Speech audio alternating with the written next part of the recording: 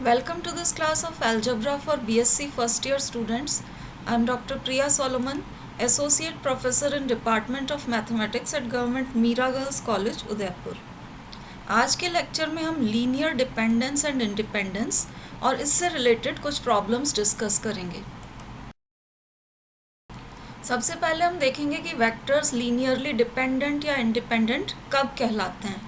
तो मान लीजिए ये alpha 1, alpha 2 up to alpha n vectors हैं।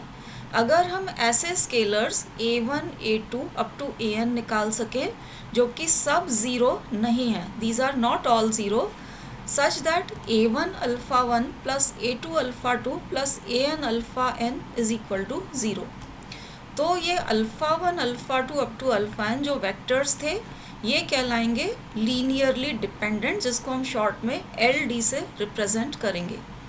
अब यहाँ आप ध्यान दीजिए कि अगर ये सारे scalars a1, a2 up to an zero हो जाएं, तब तो ये लेफ्ट हैंड साइड में जो लीनियर कॉम्बिनेशन आ रहा है ये हमेशा ज़ीरो ही होगा।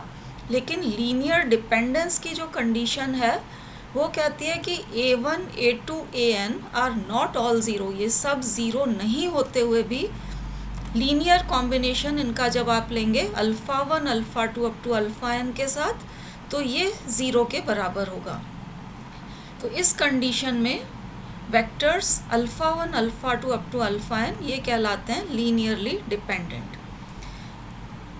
अब लीनियर इंडिपेंडेंस देखिए, ये linear combination a1 alpha 1, a2 alpha 2 up to an alpha n is equal to zero होना अगर तभी पॉसिबल हो जब a1 equal to zero, a2 equal to zero and so on up to an is equal to zero. That means ये linear combination zero तभी हो पाए अगर इसके साथ अटैच्ड हर एक स्केलर ज़ीरो के बराबर हो, तो आपके vectors alpha 1, alpha 2 up to alpha n ये कहलाएंगे लीनियरली इंडिपेंडेंट।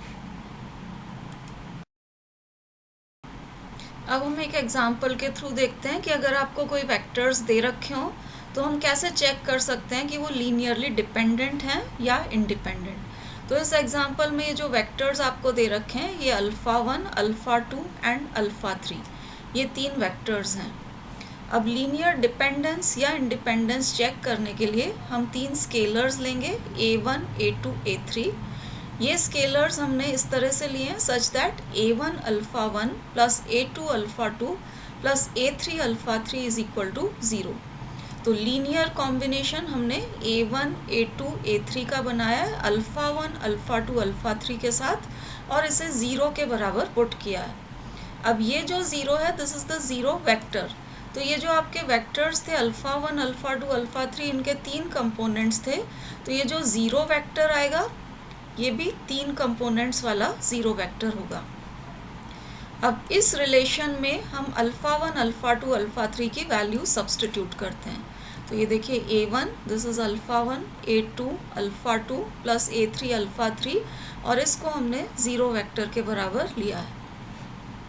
अब आप देखिए फर्स्ट पोजीशन पे यहाँ से मिलेगा 2a1, फिर minus a2 and plus a3, तो ये हमने फर्स्ट पोजीशन पे लिखा है। इसी तरह से सेकंड पोजीशन पे 3a1 देन प्लस 4a2 यहाँ से एंड प्लस 18a3 यहाँ से मिलेगा, तो ये सेकंड पोजीशन पे आ गया। और इसी तरीके से थर्ड पोजीशन पे you get a1 minus 2a2 and minus 4a3, जिसे यहाँ लिखा गया and this is equal to zero. अब इसमें से हर एक कंपोनेंट को आप ज़ीरो के बराबर इक्वेट कर देंगे तो तीन इक्वेशंस मिल जाएंगी। जैसे फर्स्ट कंपोनेंट जो ये है इसको ज़ीरो के बराबर इक्वेट किया, फर्स्ट इक्वेशन मिली। इसे ज़ीरो के बराबर इक्वेट करेंगे तो सेकंड इक्वेशन, और इसको ज़ीरो के बराबर इक्वेट करने पे ये आपको थर्ड इक्वेशन मिल जाएगी। अब ये जो इक्वेशंस आई हैं इनको हम मैट्रिक्स फॉर्म में लिख सकते हैं इस तरीके से। तो ये आपकी coefficient matrix, this is matrix of unknowns, और राइट हैंड साइड पे ज़ीरो मैट्रिक्स आपको मिलेगी क्योंकि हर एक इक्वेशन में राइट हैंड साइड ज़ीरो के बराबर थी। तो ये homogeneous system of matrix equation हमें मिला Ax is equal to zero. अब यहाँ हमें ध्यान रखना पड़ेगा कि ये जो मैट्रिक्स इक्वेशन होती है Ax is equal to zero, इसका नॉन ट्रिवियल सॉल्यूशन मतलब नॉन ज़ीरो सॉल्यूशन तभी एग्जिस्ट करता है when determinant a is equal to zero. अगर determinant a not equal to zero होता है तो ट्रिवियल सॉल्यूशन मतलब zero solution is the only solution. तो अब हमें डिटर्मिनेंट a दैट मीन्स ये जो कोफिशिएंट मैट्रिक्स थी इसके एलिमेंट्स को लेते हुए डिटर्मिनेंट a बनाना पड़ेगा और उस डिटर्मिनेंट की वैल्यू कैलकुलेट करनी पड़ेगी। तो इस डिटर्मिनेंट को हमने ये फर्स्ट रो के रेस्पेक्ट में खोला हुआ है, आप इसको खोल के देख सकते हैं। इसको कैलकुलेट करेंगे तो इसकी वैल्यू ज़ीरो के बराबर आ रही है। अब डिटर्मिनेंट a की वैल्यू अगर ज़ीरो आ गई है इसका मतलब इक्वेशन का नॉन ट्रिवियल सॉल्यूशन एग्जिस्ट करेगा। दैट मीन्स ये जो आपकी होमोजीनियस सिस्टम ऑफ इक्वेशन होता है इसमें a1 equal to zero, a2 equal to zero, a3 is equal to zero आप सब में ले लेंगे तो ये सब इक्वेशन सेटिस्फाई होंगी, that is the zero solution. और डिटर्मिनेंट a यहाँ पर इक्वल टू ज़ीरो आया है दैट मीन्स इसका नॉन ट्रिवियल सॉल्यूशन एग्जिस्ट करेगा, मतलब नॉन ज़ीरो सॉल्यूशन भी इसका एग्जिस्ट करेगा। तो हम a1, a2, a3 ऐसे निकाल सकते हैं जो कि सब ज़ीरो नहीं है, these are not all zero, लेकिन जो गिवन इक्वेशन को सेटिस्फाई करें। तो गिवन इक्वेशंस हमारी a1 alpha 1 plus a2 alpha 2 plus a3 alpha 3 is equal to zero को लेने से आई थी। तो we get scalars a1, a2, a3 which are not all zero and which satisfy a1 alpha 1 plus a2 alpha 2 plus a3 alpha 3 is equal to zero. अब ये linear dependent होने की कंडीशन है कि scalars are not all zero लेकिन linear combination zero के बराबर आ रहा है। तो हम कह सकते हैं कि ये जो वेक्टर्स हैं alpha 1, alpha 2 and alpha 3 these are linearly dependent. तो इस तरीके से डिटर्मिनेंट की वैल्यू निकाल के हम चेक कर सकते हैं कि अगर ये डिटर्मिनेंट की वैल्यू ज़ीरो आ रही है तो आपको लीनियर डिपेंडेंस की कंडीशन मिलेगी, और डिटर्मिनेंट अगर नॉन ज़ीरो आ जाता है तो trivial solution will be the only solution. तो आपको मिलेगा a1 equal to zero, a2 equal to zero and a3 is also equal to zero. वो आपके लीनियर इंडिपेंडेंस की कंडीशन होगी। डिटर्मिनेंट a की वैल्यू ज़ीरो आने से ये तो हमें पता लग गया कि ये जो आपके गिवन वेक्टर्स हैं ये लीनियरली डिपेंडेंट हैं। अब ये लीनियरली डिपेंडेंट हैं मतलब हम स्केलर्स a1, a2, a3 निकाल सकते हैं which are not all zero such that a1 alpha 1 plus a2 alpha 2 plus a3 alpha 3 is equal to zero. That means non trivial solution आप निकाल सकते हैं इक्वेशन का। अब वो नॉन ट्रिवियल सॉल्यूशन अगर हम निकालना चाहें तो किस तरह से निकालेंगे वो आप देखिए, उसके लिए कैसे प्रोसीड करना है। हम इस कोफिशिएंट मैट्रिक्स A से स्टार्ट करेंगे। तो ये आपकी कोफिशिएंट मैट्रिक्स A यहाँ लिखी हुई है। सिर्फ रो ट्रांसफॉर्मेशंस यूज़ करते हुए हम इसे ट्रायंगुलर फॉर्म में रिड्यूस करेंगे, वैसे ही जैसा हम रो रैंक निकालने के लिए करते थे। तो फर्स्ट डायगोनल एलिमेंट को 1 बनाने के लिए सबसे पहले हम फर्स्ट एंड थर्ड रोज़ को इंटरचेंज कर रहे हैं, that means R3 and R1 को इंटरचेंज कर रहे हैं। R3 एंड R1 को इंटरचेंज करने के बाद आपको ये मैट्रिक्स मिलेगी। देखिए फर्स्ट डायगोनल एलिमेंट 1 बन चुका है। अब नेक्स्ट स्टेप है कि इसके नीचे वाले दोनों एलिमेंट्स को आपको ज़ीरो बनाना है। तो ये जो आपका 3 आ रहा है इसको ज़ीरो बनाने के लिए हम अगला ट्रांसफॉर्मेशन कर रहे हैं R2 माइनस 3R1, और ये जो थर्ड रो में 2 आ रहा है इसको ज़ीरो बनाने के लिए ये ट्रांसफॉर्मेशन किया है R3 माइनस 2R1। ये दोनों ट्रांसफॉर्मेशंस आप अप्लाई करेंगे तो देखिए ये दोनों एलिमेंट्स आपके ज़ीरो बन जाएंगे और आपकी मैट्रिक्स इस तरीके से ट्रांसफॉर्म हो जाएगी। आप देख सकते हैं कि सेकंड रो में से 10 कॉमन निकल रहा है, थर्ड रो में से 3 कॉमन निकल रहा है। तो हम R2/10 और R3/3 अगर कर देते हैं तो ये आपकी मैट्रिक्स इस तरह से सिंप्लीफाई हो जाएगी। यहाँ आप देख सकते हैं कि second and third rows identical आ गई हैं। अब आप अगर R3 माइनस R2 कर देते हैं तो आपकी थर्ड रो पूरी ज़ीरो हो जाएगी। तो आप देखिए कोएफिशिएंट मैट्रिक्स ट्रांसफॉर्मेशन करने के बाद इसमें सिर्फ 2 नॉन ज़ीरो रोज रह गई हैं। तो जो आपका सिस्टम ऑफ इक्वेशन था it is equivalent to this system of equation. अब इसके कोएफिशिएंट्स यहाँ से आए हैं a1 -2a2 -4a3 is equal to 0, और दूसरी इक्वेशन आएगी 0a1 + a2 + 3a3 is equal to 0। तो ये दो इक्वेशंस आपकी रह जाएंगी। अब इक्वेशंस 2 हैं और अननोन्स 3 हैं, तो आप किसी भी एक अननोन को आर्बिट्ररी वैल्यू दे सकते हैं।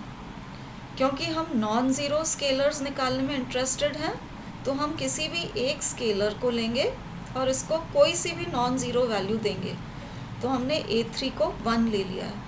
अब यहाँ आप a1 को भी ले सकते थे या a2 को भी ले सकते थे और 1 वैल्यू दें ऐसा भी ज़रूरी नहीं है, कोई भी नॉन ज़ीरो वैल्यू आप दे दीजिए। 1 इसलिए दिया है ताकि कैलकुलेशन ईजी रहे। a3 को अगर आप 1 ले लेते हैं तो ये जो सेकंड इक्वेशन है यहाँ से आप a2 निकाल सकते हैं। a2 हो जाएगा -3a3 एंड a3 को 1 ले रखा है तो ये -3 हो जाएगा। फर्स्ट इक्वेशन से आप a1 निकालिए तो a1 आएगा 2a2 + 4a3। अब यहाँ पर a2 एंड a3 की वैल्यू सब्सटीट्यूट कर दीजिए तो a1 इज इक्वल टू -2 आ रहा है। तो अब आप देखिए आपके पास स्केलर्स आ गए a1 which is equal to -2, a2 -3 के बराबर and a3 is equal to 1 and these are non zero scalars. Scalars are not all zero such that a1 alpha 1 plus a2 alpha 2 plus a3 alpha 3 is equal to 0. So these vectors alpha 1, alpha 2 and alpha 3 are linearly dependent. तो सिर्फ linear dependence या independence check करनी है तो सिर्फ आप determinant की value निकाल के चेक कर सकते हैं, और अगर आप स्केलर्स निकालना चाहते हैं जो कि नॉन ज़ीरो हैं तो आप इस प्रोसीजर को यूज़ करके इन स्केलर्स की एग्जैक्ट वैल्यू भी निकाल सकते हैं। कुछ थ्योरम्स भी हैं जो लीनियर डिपेंडेंस या इंडिपेंडेंस चेक करने में काम आती हैं। तो पहली थ्योरम है अ set of vectors which contains at least 1 zero vector is always linearly dependent. तो अगर किसी सेट में एक या एक से अधिक शून्य सदिश हों तो वो सेट हमेशा लीनियरली डिपेंडेंट होगा। अब इसका प्रूफ देखिए, ये सेट हमने लिया है जिसमें कम से कम एक, मान लीजिए एक वेक्टर अल्फ़ा 1 0 के बराबर है। अब इसको लीनियरली डिपेंडेंट प्रूव करने के लिए देखिए हम अल्फ़ा 1 के साथ 1 अटैच करेंगे और बाकी जितने भी वेक्टर्स थे उनके साथ 0 अटैच हम कर देंगे। तो अब आप देखिए 1 इंटू अल्फ़ा 1 जब आप करेंगे तो अल्फ़ा 1 क्योंकि 0 है तो 1 इंटू अल्फ़ा 1 0 रहेगा, और बाकी सब वेक्टर्स के साथ क्योंकि हमने स्केलर 0 अटैच किया है तो ये बाकी के सारे वेक्टर्स ये सब इनके साथ 0 अटैच्ड होने की वजह से ये कॉम्बिनेशन 0 के बराबर हो जाएगा। तो फर्स्ट टर्म अल्फ़ा 1 की वजह से 0 और बाकी की टर्म्स 0 स्केलर्स की वजह से 0, तो राइट हैंड साइड आपको 0 मिल जाएगी।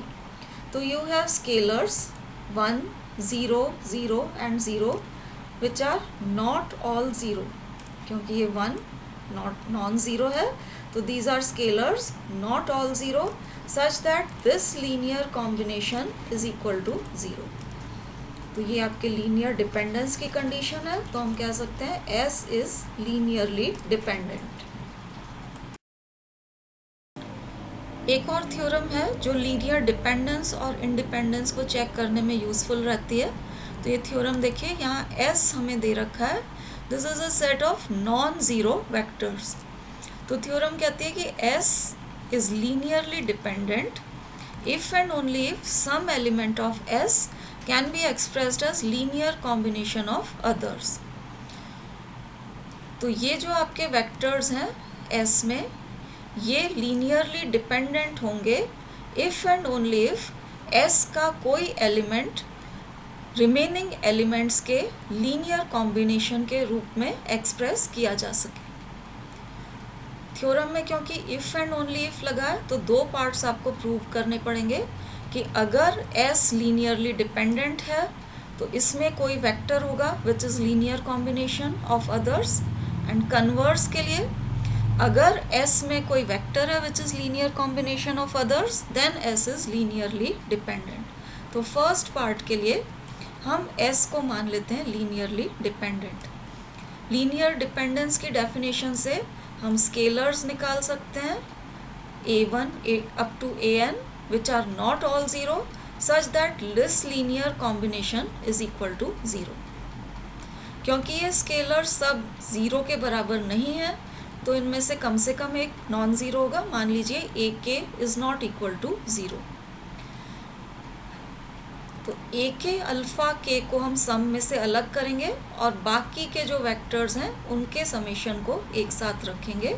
यहाँ पर इसमें से AK अल्फ़ा K को अलग करा है और बाकी सम को एक साथ रखा है। Right hand side is equal to 0।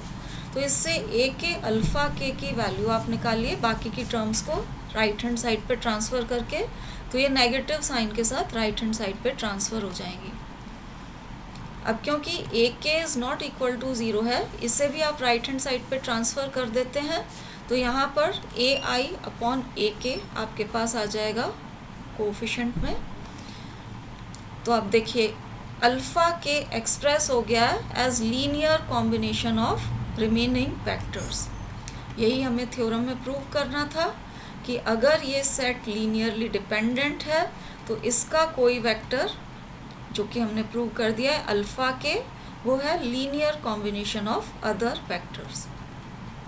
अब थ्योरम के कन्वर्स या विलोम पार्ट की तरफ हम आते हैं कि अगर कोई अल्फ़ा K आपके सेट S में ऐसा है जो कि लीनियर कॉम्बिनेशन है बाकी के वेक्टर्स का, तो हमें प्रूव करना है कि S लीनियरली डिपेंडेंट है। तो अब देखिए alpha K is linear combination of remaining vectors. इसमें अल्फ़ा K को भी आप इन्हीं के साथ ट्रांसफ़र कर दीजिए, तो ये नेगेटिव साइन के साथ ट्रांसफ़र हो जाएगा एंड एक तरफ आपके पास 0 रह जाएगा। तो अब आप देखिए ये scalars A1, A2 etcetera where I is not equal to K, ये चाहे ज़ीरो हो या नॉन ज़ीरो हो, आपको ये -1 नॉट इक्वल टू 0 मिल गया है। तो since -1 is not equal to 0, हम कह सकते हैं कि there exist scalars which are not all zero such that linear combination is equal to 0। ये लीनियर डिपेंडेंस की कंडीशन है क्योंकि आपको इस -1 की वजह से स्केलर्स मिल रहे हैं which are not all zero, लेकिन linear combination is equal to 0।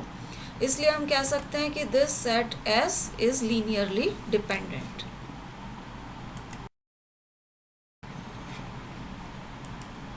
Linear dependence and independence से रिलेटेड कुछ और प्रॉब्लम्स हम देखते हैं।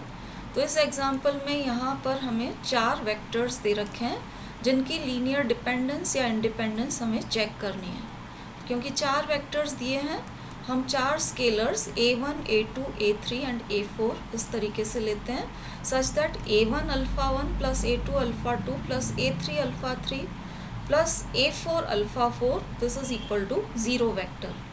0 वेक्टर उसी फॉर्म में आएगा जैसे कि given vectors alpha 1 alpha 2 etcetera थे, तो ये आपका 0 वेक्टर ये लिया है जिसके 3 कंपोनेंट्स हैं 0, 0 एंड 0।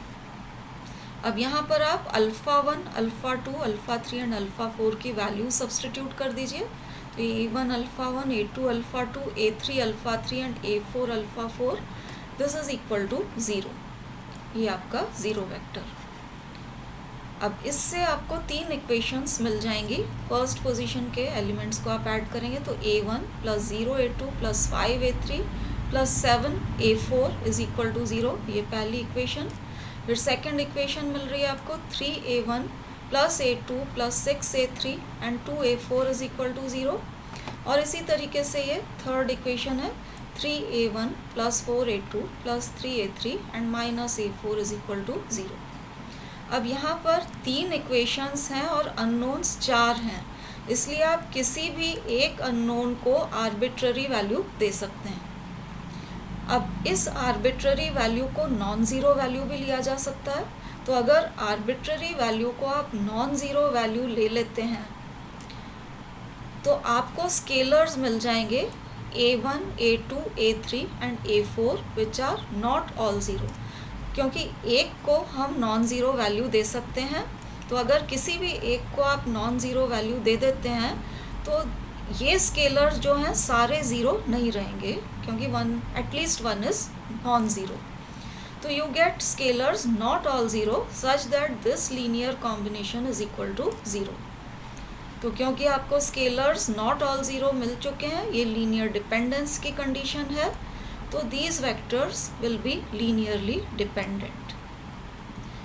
तो इसमें क्योंकि आपको सिर्फ 3 इक्वेशंस थी और अननोन्स की संख्या ज़्यादा थी, तो ये हमेशा इस तरह की सिचुएशन में वेक्टर्स आपके लीनियरली डिपेंडेंट ही होंगे। अगर क्वेश्चन में आपको सिर्फ लीनियर डिपेंडेंस या इंडिपेंडेंस चेक करने के लिए बोला गया है, तो वो पिछली स्टेप में चेक हो चुका है कि वेक्टर्स लीनियरली डिपेंडेंट हैं। अब क्योंकि ये लीनियरली डिपेंडेंट है, अगर आपसे ये भी पूछा जाता है कि नॉन ज़ीरो स्केलर्स आपको निकालने हैं such that a1 alpha 1 plus a2 alpha 2 this etcetera this summation is equal to zero, तो वो भी आप निकाल सकते हैं। किसी भी एक स्केलर को आप आर्बिट्ररी नॉन ज़ीरो वैल्यू दे दीजिए। तो यहाँ हमने a4 को -1 लिया है। a4 को -1 लेके आप इक्वेशन में सब्सटीट्यूट करेंगे तो ये आपकी जो इक्वेशंस हैं इस तरह से ट्रांसफॉर्म हो जाएंगी। a4 को -1 लेने के बाद राइट हैंड साइड पे ट्रांसफ़र कर रखा है। अब इन इक्वेशंस को आप मैट्रिक्स इक्वेशन की तरह से एक्सप्रेस कर दीजिए। ये आपकी नॉन होमोजीनियस मैट्रिक्स इक्वेशंस का सिस्टम बन जाएगा। इसकी ऑगमेंटेड मैट्रिक्स निकालिए। ऑगमेंटेड मैट्रिक्स में ये पूरी मैट्रिक्स आएगी, कोएफिशिएंट मैट्रिक्स, और पार्टीशन लगा के मैट्रिक्स ऑफ अननोन्स जो कि यहाँ पर लिखी हुई है।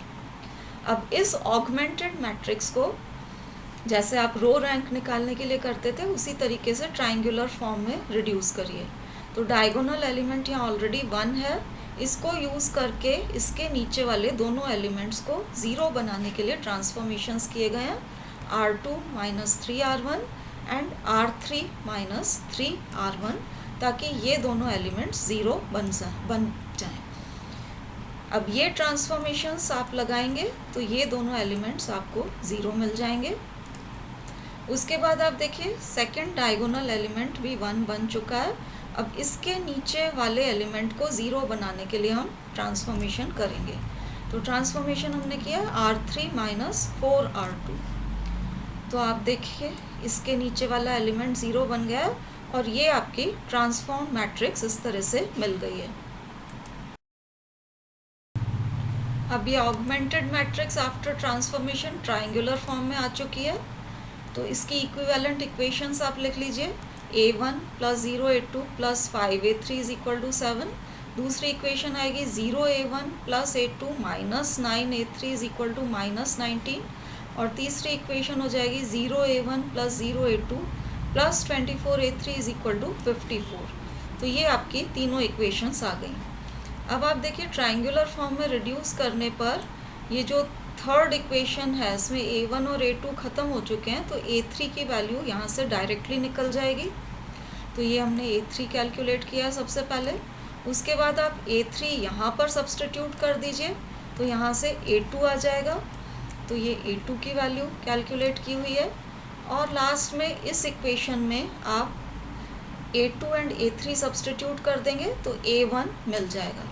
तो ये a1 की वैल्यू फर्स्ट इक्वेशन में से कैलकुलेट की है। तो ये आपके पास स्केलर्स आ गए हैं not all zero such that a1 alpha 1 + a2 alpha 2 + a3 alpha 3 + a4 alpha 4 is equal to 0। तो जैसा कि हमने देखा था वेक्टर्स लीनियरली डिपेंडेंट थे, तो हमने स्केलर्स भी निकाल लिए which are not all zero, लेकिन linear combination is equal to 0।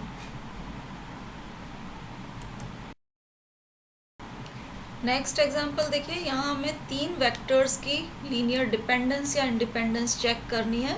अब यहाँ वेक्टर्स 3 हैं लेकिन हर एक में कंपोनेंट्स 4 हैं। तो लीनियर डिपेंडेंस या इंडिपेंडेंस चेक करने के लिए, क्योंकि वेक्टर्स 3 हैं, हम 3 स्केलर्स लेंगे a1, a2 and a3 such that A1 alpha 1 plus A2 alpha 2 plus A3 alpha 3 is equal to zero vector. क्योंकि हर वेक्टर में 4 कंपोनेंट्स हैं, ज़ीरो वेक्टर में भी आपको 4 कंपोनेंट्स लेने पड़ेंगे। अब अल्फा 1 अल्फा 2 अल्फा 3 की वैल्यू सब्सटीट्यूट करिए तो A1 alpha 1 plus A2 alpha 2 plus A3 alpha 3 this is equal to zero vector. इससे आपको 4 इक्वेशंस मिलेंगी। पहली इक्वेशन आएगी A1 plus 0 A2 plus 0 A3 is equal to zero.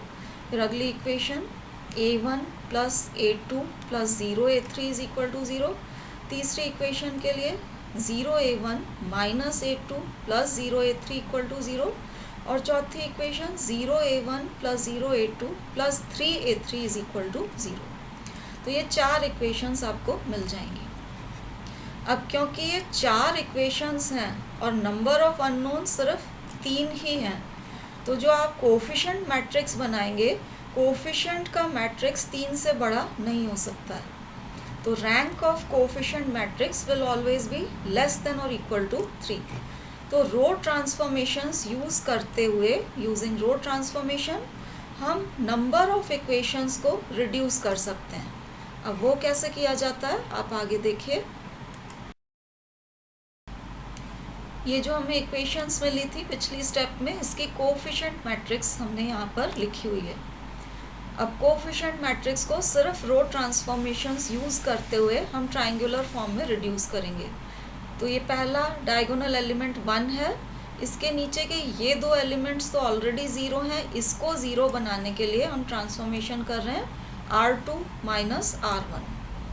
उसके अलावा यहाँ नेगेटिव एलिमेंट आ रहा है, तो नेगेटिव साइन हटाने के लिए R2 अपॉन माइनस 1, और इस एलिमेंट को 1 बना सकते हैं अगर हम R3 अपॉन 3 कर दें। तो ये तीनों ट्रांसफॉर्मेशंस जब आप अप्लाई करेंगे तो आपकी मैट्रिक्स इस तरह से रिड्यूस हो जाएगी। अब आप देखिए ये एलिमेंट 1 बन चुका है, अगला ट्रांसफॉर्मेशन इसके नीचे के एलिमेंट्स को ज़ीरो बनाने के लिए किया जाएगा। तो हम ट्रांसफॉर्मेशन कर रहे हैं R3 माइनस R2। तो R3 माइनस R2 करेंगे तो ये एलिमेंट आपका ज़ीरो हो जाएगा और ये आपकी थर्ड रो पूरी ज़ीरो के बराबर आ जाएगी। अब आप देखिए इसमें हमें 3 नॉन ज़ीरो रोज़ मिल रही हैं, तो इक्वेशंस जो आपकी हैं वो हो जाएंगी इक्विवेलेंट टू, फर्स्ट रो से आपको इक्वेशन मिलेगी A1 plus 0 A2 plus 0 A3 is equal to zero, ये पहली इक्वेशन। सेकंड इक्वेशन सेकंड रो से आई है और थर्ड इक्वेशन थर्ड रो से आपको मिलेगी। अब यहाँ पर आप देख सकते हैं कि कोफिशिएंट मैट्रिक्स जो है इस तरीके से है, जिसके डायगोनल एलिमेंट्स 1 के बराबर हैं, तो इसका रैंक 3 है। यहाँ भी आप देख सकते हैं 3 नॉन ज़ीरो रोज़ मिल रही थी, तो rank will be equal to 3। अब रैंक 3 है तो डिटर्मिनेंट A आप निकालेंगे, ये नॉन ज़ीरो आएगा। इस डिटर्मिनेंट को कैलकुलेट करेंगे तो it will be product of diagonal elements, इसकी वैल्यू 1 है which is not equal to 0। और determinant A of not equal to 0 होने पर, मतलब कोफिशिएंट मैट्रिक्स का जो डिटर्मिनेंट है अगर वो नॉन ज़ीरो आता है तो ट्रिवियल सॉल्यूशन, दैट मीन्स शून्य हल जो होता है, ज़ीरो सॉल्यूशन, यही एकमात्र हल होता है, this is the only solution. और अगर zero solution is the only solution है, that means A1 is equal to 0, A2 is equal to 0 and A3 is equal to 0 आपको हमेशा मिलेगा। ये लीनियर इंडिपेंडेंस की कंडीशन है, तो हम कह सकते हैं कि ये जो वेक्टर्स थे these are linearly independent. Next example देखिए, यहाँ हमें 4 वेक्टर्स दे रखे हैं जिसमें से हर एक वेक्टर के 4 कंपोनेंट्स हैं और इनकी हमें लीनियर डिपेंडेंस या इंडिपेंडेंस चेक करनी है। तो क्योंकि 4 वेक्टर्स दे रखे हैं, हम 4 स्केलर्स लेंगे such that A1 alpha 1 plus A2 alpha 2 plus A3 alpha 3 plus A4 alpha 4 is equal to 0। ये ज़ीरो वेक्टर है क्योंकि हर एक वेक्टर के 4 कंपोनेंट्स हैं, तो ज़ीरो वेक्टर के भी 4 कंपोनेंट्स आपको लेने पड़ेंगे। अब यहाँ आप alpha 1, alpha 2, alpha 3 and alpha 4 की वैल्यू सब्सटीट्यूट कर देंगे तो आपको 4 इक्वेशंस मिल जाएंगी। जैसे पहली equation a1 plus 2a2 plus a3 plus 2a4 is equal to 0. Second equation a1 minus a2 minus a3 and plus a4 is equal to 0. इसी तरीके से तीसरे एंड चौथे कंपोनेंट्स को लेंगे तो आपको ये थर्ड एंड फोर्थ इक्वेशंस मिलेंगी. तो in all you get 4 equations. अब इन इक्वेशंस को मैट्रिक्स इक्वेशन के फॉर्म में आप एक्सप्रेस कर दीजिए. Matrix equation ax is equal to 0. तो ये coefficient matrix, this is matrix of unknowns, 4 unknowns हैं a1 a2 a3 and a4 और ये आपकी ज़ीरो मैट्रिक्स.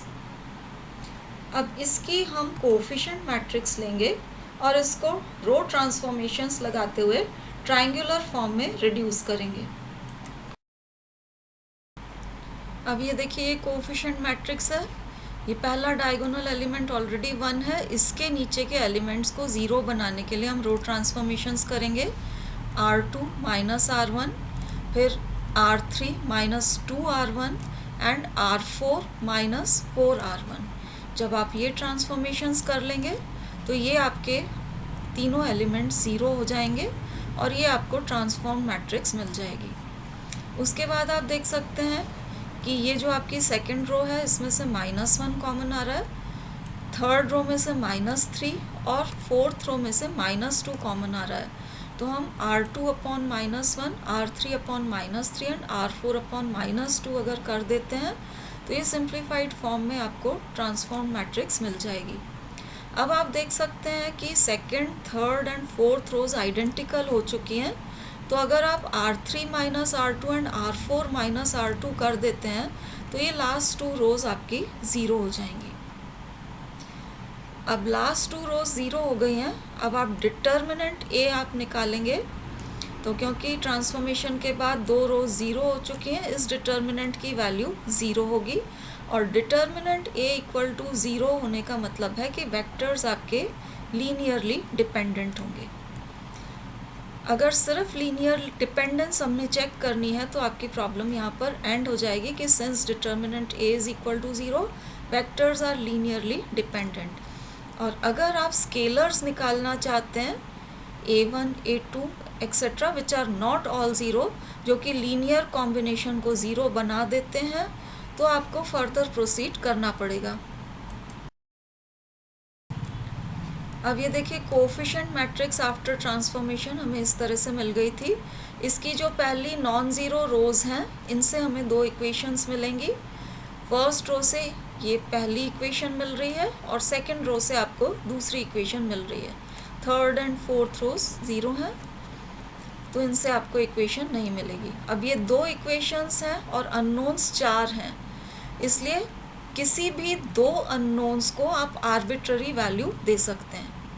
क्योंकि हमें स्केलर्स नॉट ऑल 0 निकालना है लीनियर डिपेंडेंस प्रूव करने के लिए, तो हम a3 को 0 ले लेते हैं और a4 को इक्वल टू 1 ले लेते हैं. ज़रूरी नहीं है कि आप यही वैल्यूज़ लें, आपको इन किसी भी 2 स्केलर्स में से एक को नॉन ज़ीरो लेते हुए प्रोसीड करना है. वैल्यू 0 एंड 1 हमने अपनी कन्वीनियंस के लिए ली है ताकि फर्दर कैलकुलेशंस ईजी रहें. अब ये वैल्यूज़ आप इन इक्वेशंस में सब्स्टिट्यूट कर दें तो ये इक्वेशंस इस तरीके से रिड्यूस हो जाएंगी. सेकंड इक्वेशन से आप a2 निकाल सकते हैं, तो ये आपको a2 की वैल्यू मिल रही है -1/3. a2 आप यहाँ सब्स्टिट्यूट कर दें तो यहाँ से आपको a1 की वैल्यू मिल जाएगी. तो फर्स्ट इक्वेशन से a1 आप कैलकुलेट कर लीजिए तो ये a1 की वैल्यू आपको मिल रही है. तो हमारे पास आ गए scalars a1 a2 a3 and a4, जो कि आप देख सकते हैं विच आर नॉट ऑल 0. इसमें से सिर्फ a3 0 है, बाकी ये 3 स्केलर्स नॉन ज़ीरो हैं. And these are scalars such that this linear combination is equal to 0. तो लीनियर डिपेंडेंस हम ऑलरेडी प्रूव कर चुके थे कि ये वेक्टर्स लीनियरली डिपेंडेंट हैं. अब हमारे पास स्केलर्स भी आ गए हैं not all 0 such that this linear combination is equal to 0. तो हम फर्दर कह सकते हैं कि these vectors are linearly dependent. तो ये प्रोसेस आपको तभी करना है अगर आपको scalars a1 a2 a3 and a4 की वैल्यूज़ निकालनी हो. अगर सिर्फ लीनियर डिपेंडेंस ही चेक करनी है तो सिर्फ डिटर्मिनेंट की वैल्यू देखकर आप बता सकते हैं कि वेक्टर्स लीनियरली डिपेंडेंट हैं या नहीं. So this completes our discussion on linear dependence and independence. Thank you for watching.